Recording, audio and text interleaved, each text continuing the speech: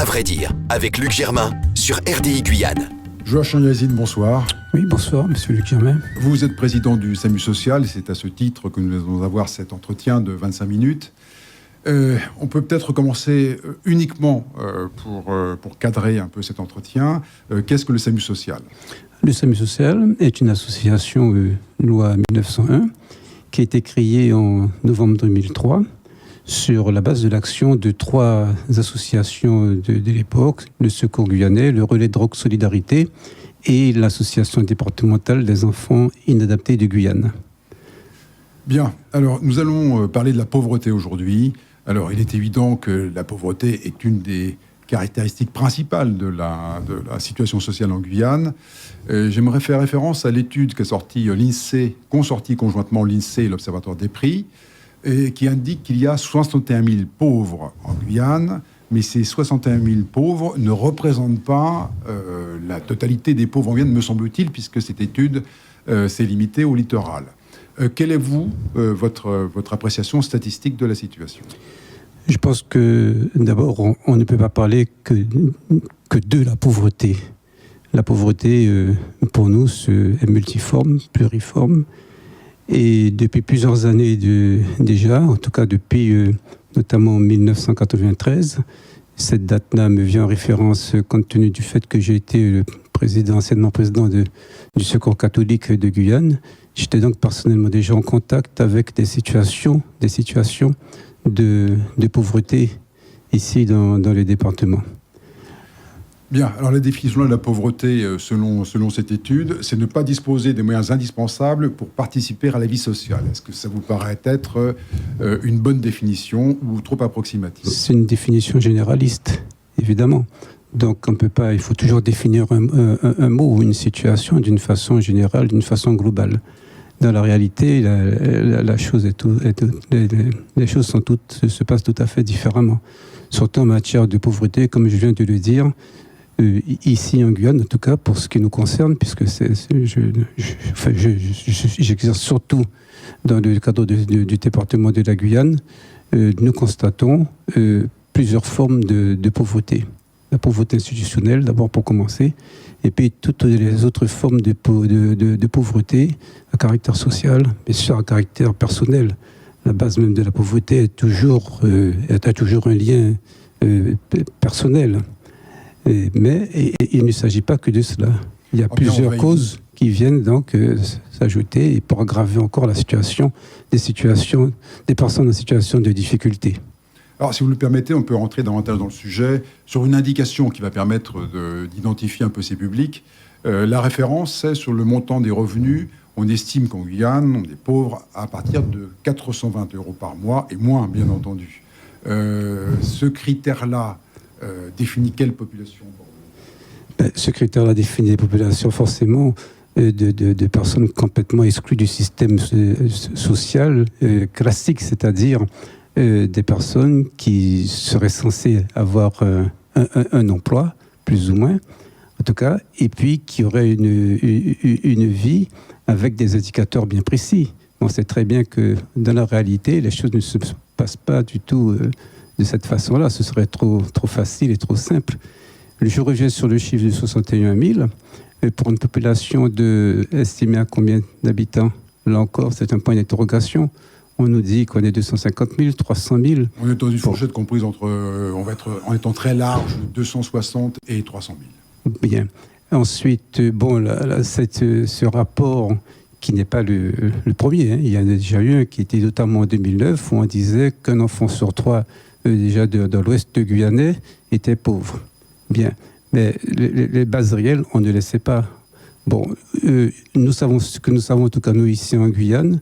Le seul critère financier ne suffit pas comme indicateur de pauvreté ici en Guyane.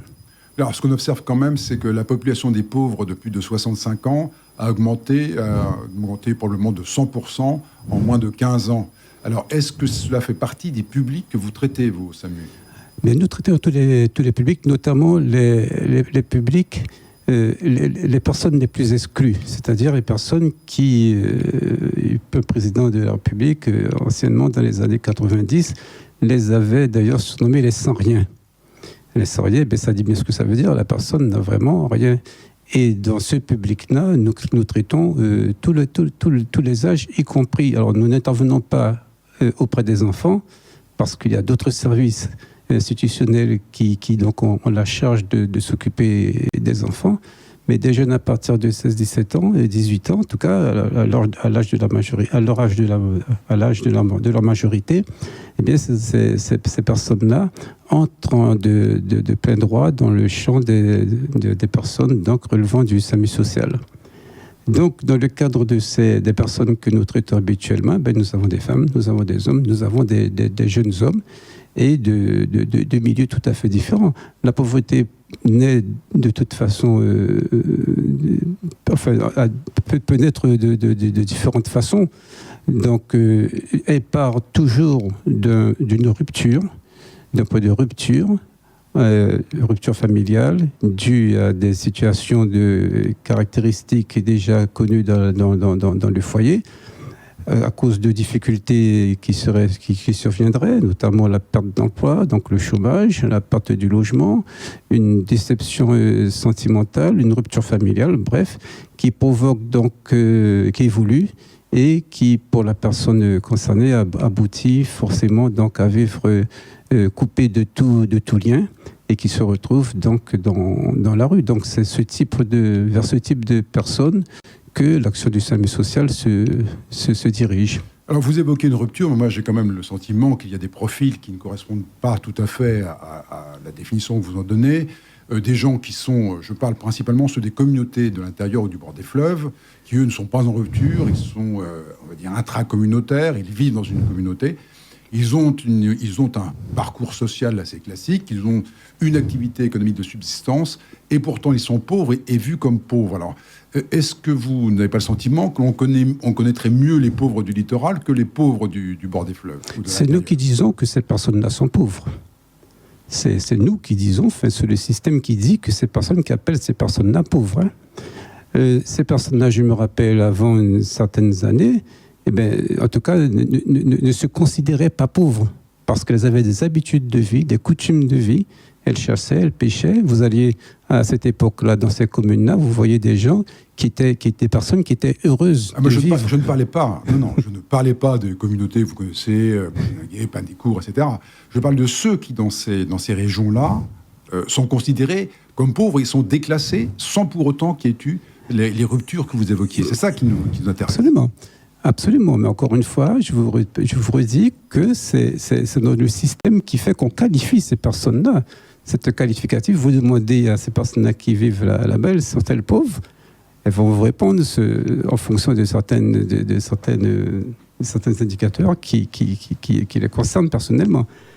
Mais ces personnes-là se sont trouvées dans des situations de difficultés, notamment d'ordre matériel, j'appelle l'ordre matériel, c'est-à-dire sur le plan de la mobilité, sur le plan du logement, sur le plan des conditions même matérielles de vie, dans le cadre de la communication d'une façon générale, les médias, etc., qui, lorsqu'elles voient la façon dont vivent d'autres populations, forcément, elles constatent bien qu'il y a des différences dans les habitudes de vie.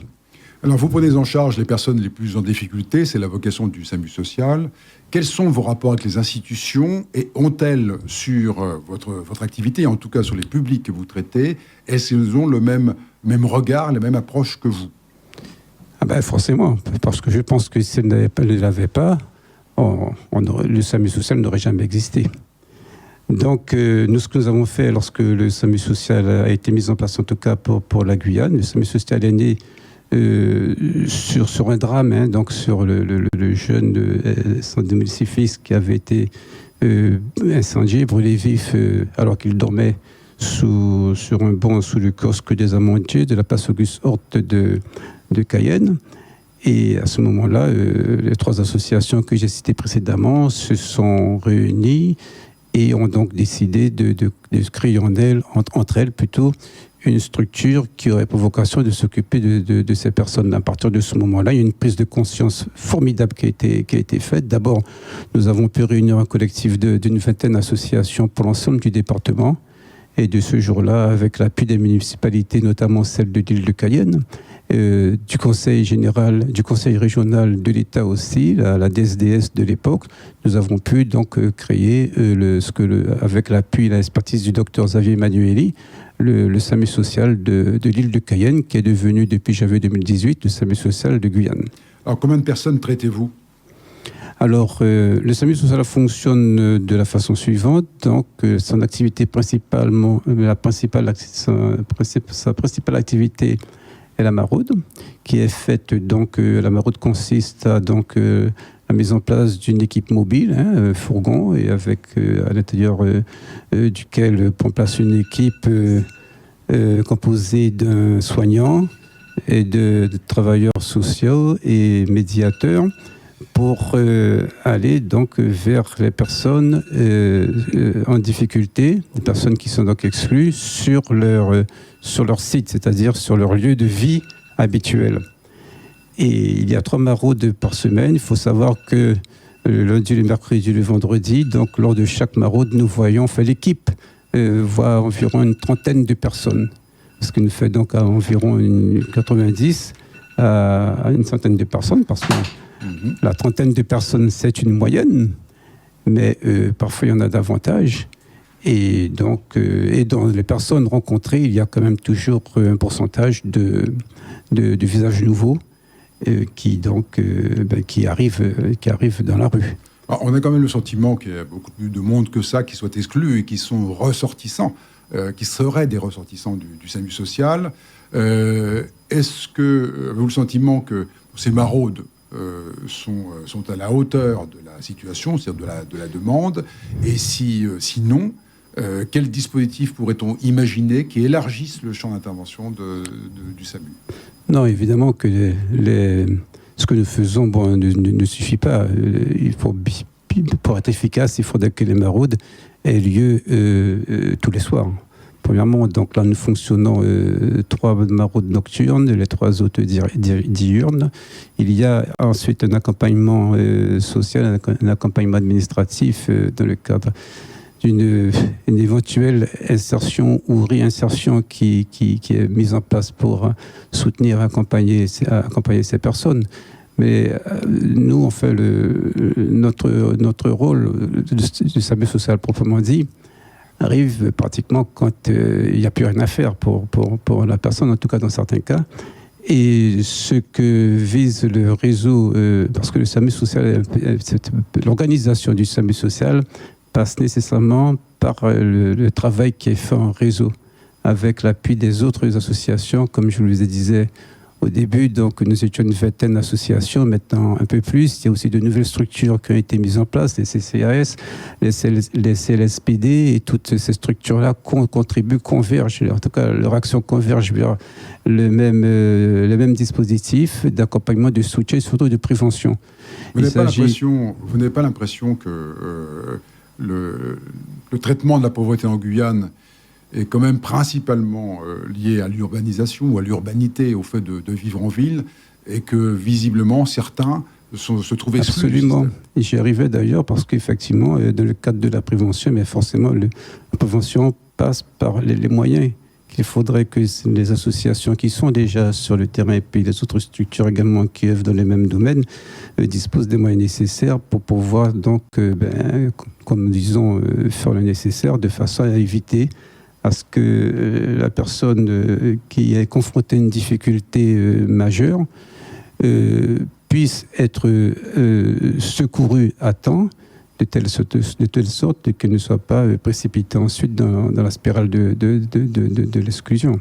Quelle serait la configuration pour vous, la configuration idéale d'un modèle d'intervention qui serait adapté à la Guyane ? Alors, le SAMU social arrive à un stade où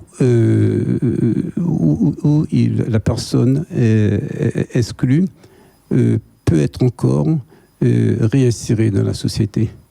Donc c'est une sorte de, c'est pas complètement définitif. Il y a des personnes le SAMU social a rattrapé Et elles se sont donc, elles étaient prises en charge, soignées, rétablies, comme nous disons, elles ont été remises debout. Il y en a même qui se sont mariées, qui ont fondé un foyer. Le problème, c'est que lorsque ces personnes-là, lorsque le SAMU social intervient auprès de ces personnes, souvent, la vie dans la rue, comme on dit aussi, la vie dans la rue vous broie.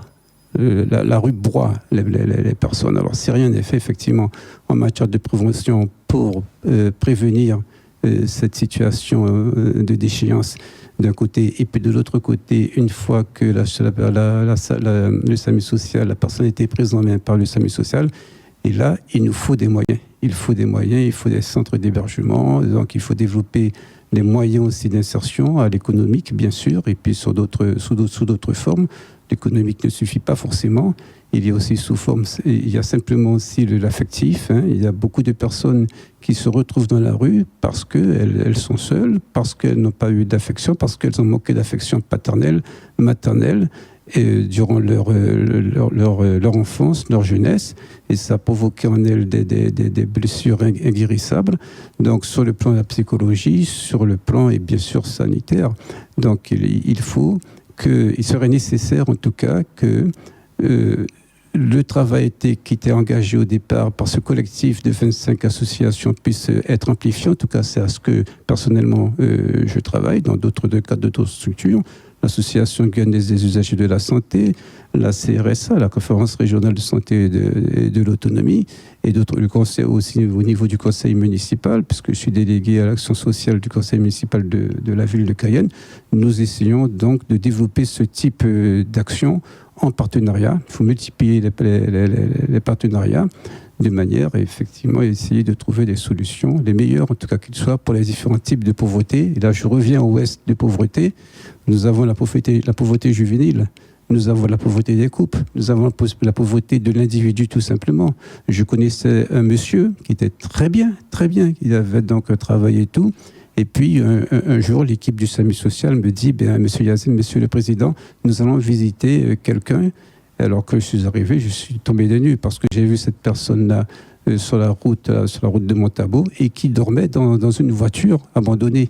C'est vous dire que la pauvreté est vraiment, elle est très multiforme ici en Guyane. Et je ne parle même pas des nouveaux cas qui nous arrivent par le biais d'une immigration. Vous savez tout comme moi que la Guyane est fortement secouée par l'immigration. Cette immigration que nous connaissons depuis maintenant une bonne 50aine d'années, donc, et qui ne fait que de s'accroître et qui devient des quatre coins du monde.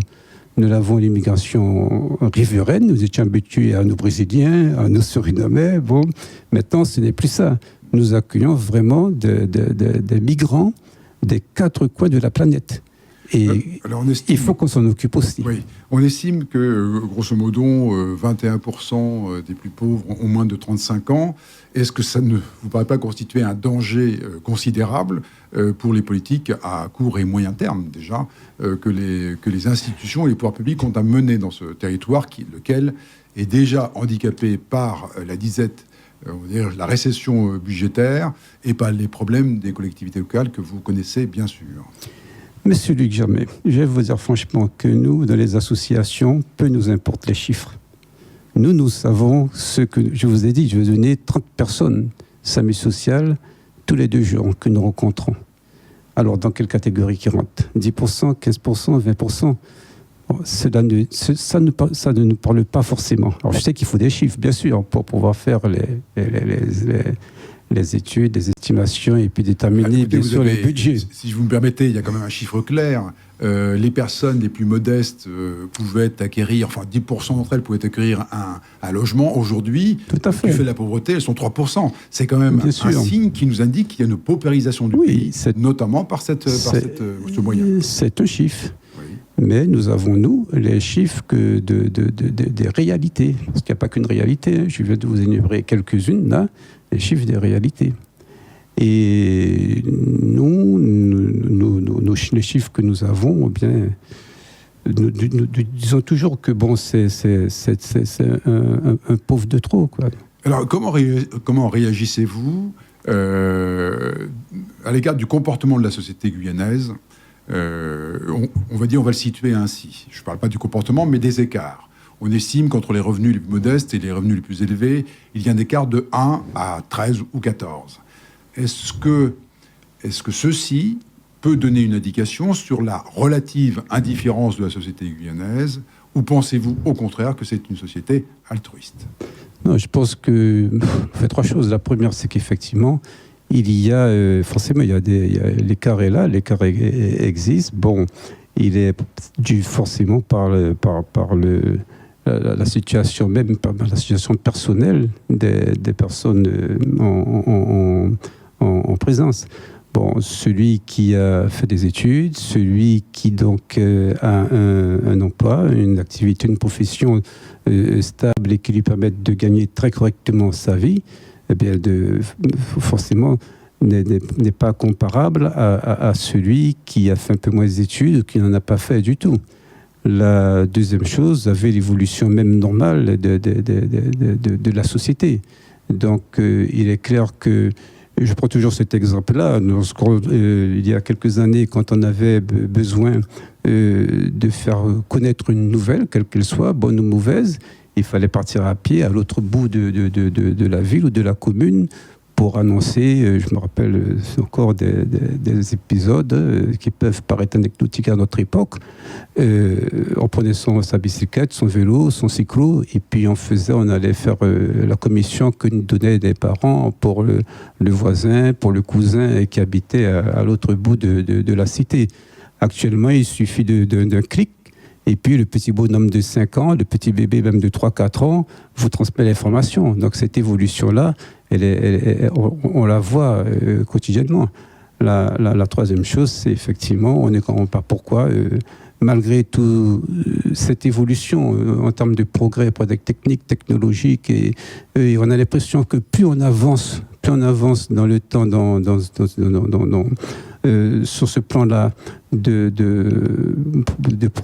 progrès, de technicité, de technologie, de tous les mots qui terminent en hic, bureautique, informatique, etc., eh bien, on génère de plus en plus de situations de difficultés. On voit de plus en plus, d'ailleurs, on disait même à un moment donné, la fameuse litanie des sans papier, sans domicile, sans abri, etc., on voit bien que l'on génère de plus en plus de situations de pauvreté et de difficultés, de précarité nouvelles. Alors, il y a un point d'interrogation. J'évoquais le comportement de la société. Alors, deux choses. Est-ce que vous estimez que la famille, malheureusement, est un peu aujourd'hui en déréliction, c'est-à-dire qu'elle ne joue plus le rôle qu'elle jouait avant? Vous venez d'évoquer la fragmentation qui est issue de l'utilisation des technologies, de l'individualisation de notre société. En regard de ceci, qu'est-ce que vous pouvez apporter? Quelles contributions et réflexions pouvez-vous apporter qui pourraient réorienter ce qui conduit aujourd'hui à la pauvreté? Alors, je voudrais préciser d'abord que la famille a toujours son rôle fondamental. La famille est comme la cellule de base de la société humaine. Alors, c'est vrai que dans certains cas, on ne sait pas pourquoi, dans certaines familles, ça ne marche pas. Mais Dieu merci, du touchons du bois, dans la majorité des familles, ce vecteur-là fonctionne toujours. En cas de coup dur, on sait que l'on peut compter sur la famille. Ce qui, malheureusement, n'est pas toujours vrai, n'est pas toujours le cas dans bon nombre de familles, notamment ici en Guyane, et personnellement, j'en sais quelque chose. Et si vous considérez, je vous interromps, parce que la famille en Guyane, il y a quand même une communauté de personnes issues de l'immigration qui représentent aujourd'hui, il y a plus de 40% de personnes qui sont nées à l'étranger. Est-ce que ce facteur-là ne conduit pas à une dégradation des rapports sociaux au sein même de ces communautés? Pas forcément. Je pense que la famille, au sens général du terme, elle est porteuse d'espoir, d'espérance. Et il y a forcément une réflexion à mener, bien sûr, entre les individus eux-mêmes pour déterminer leurs meilleures conditions de fonctionnement. Mais sans la famille, il n'y a pas de société. Il n'y aurait pas de société. Nous ne serions pas là, d'ailleurs, à converser maintenant.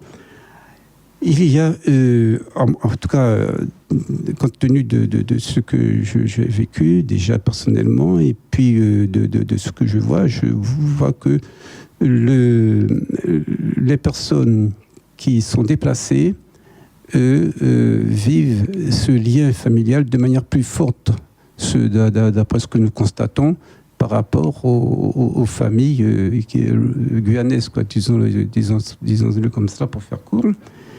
Et ce ne veut pas dire que les familles guyanaises ne sont pas solidaires aussi entre elles. Hein.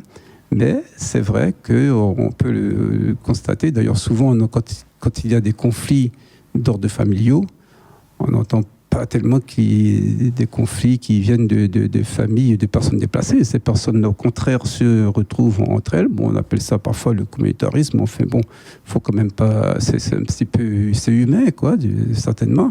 Mais je vais parler surtout qu'elles sont solidaires. Merci, Joachim Yazid. Retrouvez Luc Germain et ses invités le lundi à 12h30, rediffusé à 19h, puis le mardi à 14h30 sur RDI Guyane 105.1 à Cayenne et 88.4 à Kourou. Et sur le RDI en Guyane, c'est de la musique, des infos et du sport. RDI sur 105.1 à Cayenne et 88.4 à Kourou.